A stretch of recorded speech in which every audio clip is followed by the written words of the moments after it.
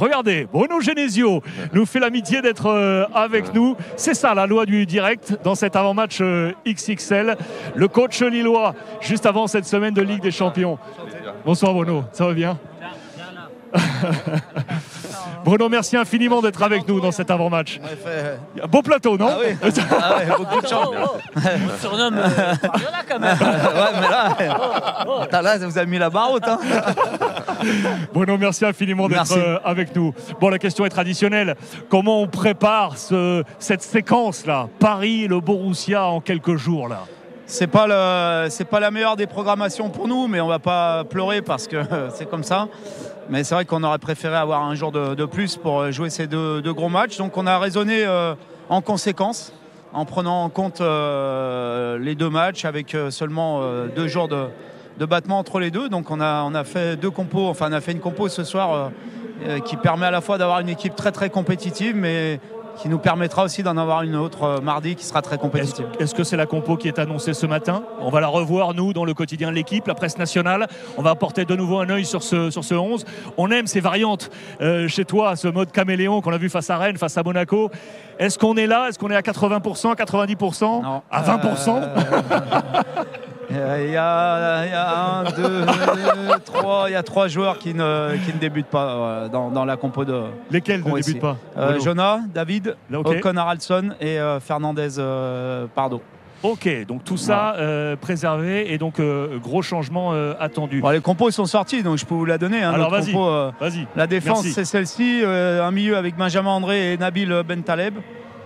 Côté droit, ce sera Gala Muko. Côté gauche, ce sera Mitch Baker et Angel Gomez qui sera en soutien de Chouba Akpom. Voilà.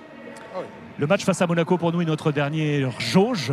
On a parlé de cap de maturité. Est-ce que Lille est à maturité aujourd'hui? Le Lille que tu attends, est-ce que c'est ce Lille qui est à maturité, Bruno? Oui, je pense qu'on est en progrès. On ne l'est pas encore complètement parce que je pense qu'on doit encore mieux gérer certains temps de jeu, notamment contre Monaco. On a très bien défendu en deuxième mi-temps, mais j'aurais aimé qu'on soit capable aussi de ressortir un peu plus les ballons pour ne pas faire que défendre, entre guillemets.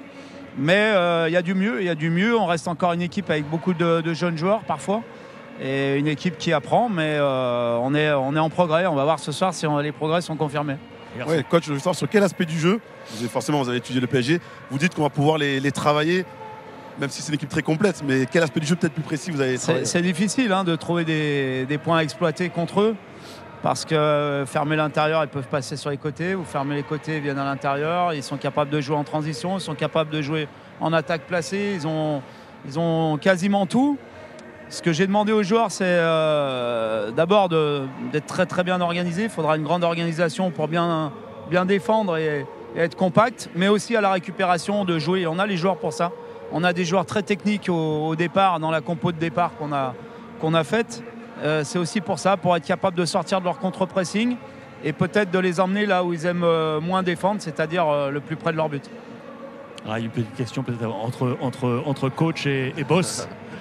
Et est-ce que vous comptez les joueurs qui ne vont pas jouer ce soir, au deuxième mi-temps où ils peuvent rentrer? Oui. C'est prévu? Ouais. Oui, l'idée c'est il y a une équipe qui débute, il y en a d'autres qui vont certainement rentrer pour 30 ou 35 minutes, à la fois pour continuer à avoir une équipe performante ce soir, parce qu'on sait qu'il faudra beaucoup courir et que peut-être au bout d'une heure de jeu, certains auront besoin de souffler, et aussi pour préparer ce match de mardi en même temps, pour ne pas laisser les joueurs inactifs jusqu'à mardi. Est-ce que tu as parlé avec parce que moi je parle de mon expérience, ouais, je connais.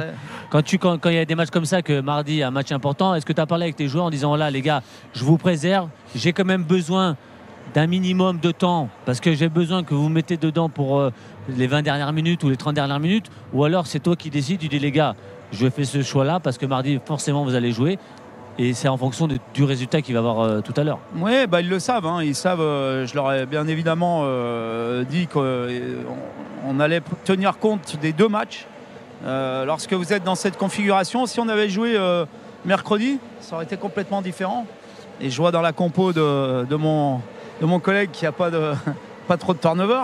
Mais nous, c'est samedi à l'extérieur et mardi à l'extérieur. Donc on va rentrer demain de Paris, on repartira lundi à Dortmund.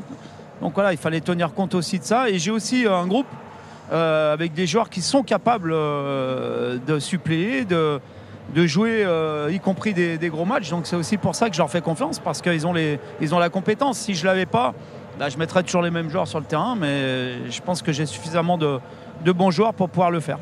Bruno, mille merci de cette Merci. disponibilité. Très Merci sincèrement, beaucoup. bon match. Et à tout à l'heure. Merci Bruno.